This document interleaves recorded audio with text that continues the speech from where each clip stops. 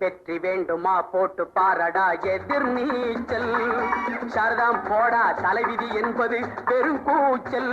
எண்ணி துணிந்தால் இங்கு என்ன நடக்காதது, கொஞ்சம் முயன்றால் இங்கு எது கிடைக்காதது. வெற்றி வேண்டுமா போட்டு பாரடா எதிர் நீச்சல்.